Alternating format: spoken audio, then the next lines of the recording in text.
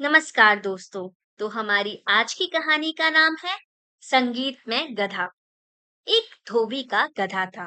वह दिन भर कपड़ों के गट्ठर इधर से उधर ढोने में लगा रहता।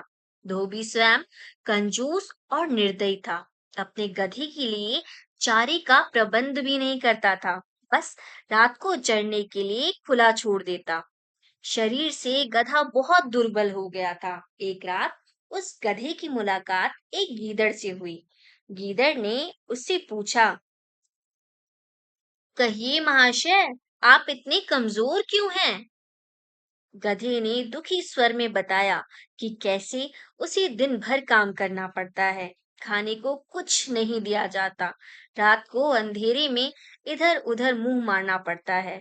गीदड़ बोला, तो समझो अब आपकी भुखमरी के दिन गए। यहाँ पास में ही बड़ा सब्जियों का बाग है। वहां तरह तरह की सब्जियां उगी हुई हैं। खीरे, ककड़ियां, तोरी, गाजर, मूली, शलजम और बैंगनों की बहार है। मैंने बाग तोड़कर एक जगह अंदर घुसने का गुप्त मार्ग बना रखा है। बस वहां से हर रात अंदर घुसकर खाता हूँ और सेहत बना रहा हूँ। तुम भी मेरे साथ आया करो। लार टपकाता गधा गीदड़ के साथ हो गया। बाग में घुसकर गधे ने महीनों के बाद पहली बार भरपेट खाना खाया। दोनों रात भर बाग में ही रहे और सुबह होने से पहले गीदड़ जंगल की ओर चला गया और गधा अपने धोबी के पास आ गया। उसके बाद वे रोज रात को एक जगह मिलते, बाग में घुसते और जी भर कर खाते। धीरे धीरे गधे का शरीर भरने लगा। उसके बालों में चमक आने लगी और चाल में मस्ती आ गई। वह भुखमरी के दिन बिल्कुल भूल गया। एक रात खूब खाने के बाद गधे की तबीयत अच्छी तरह हरी भरी हो गई। वह झूमने लगा और अपना मुंह ऊपर उठाकर कान फड़फड़ाने लगा। गीदड़ ने चिंतित होकर पूछा, मित्र, यह क्या हो रहा है? तुम्हारी तबीयत तो ठीक है? गधा आंखें बंद करके मस्त स्वर में बोला, मेरा दिल गाने का कर रहा है। अच्छा भोजन करने के बाद गाना चाहिए। सोच रहा हूँ कि ढेंचू ढेंचू का राग गाऊं।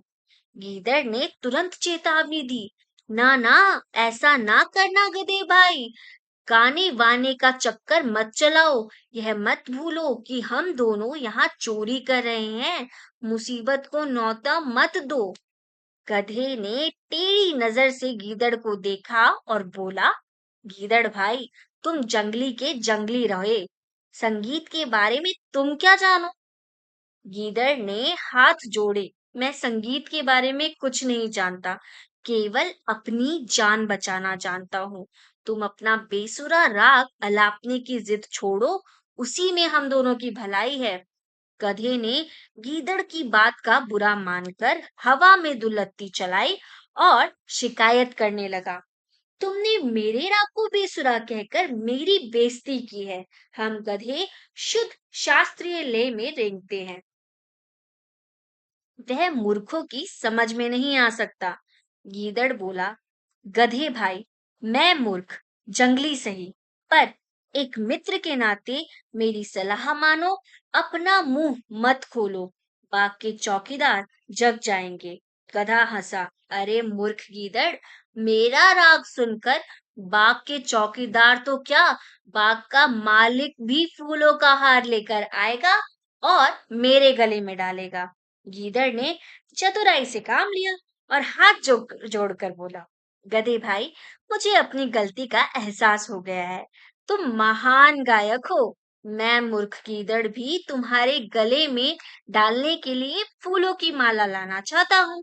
मेरे जाने के 10 मिनट बाद ही तुम गाना शुरू करना, ताकि मैं गायन समाप्त होने तक फूल मालाएं लेकर लौट सकूं।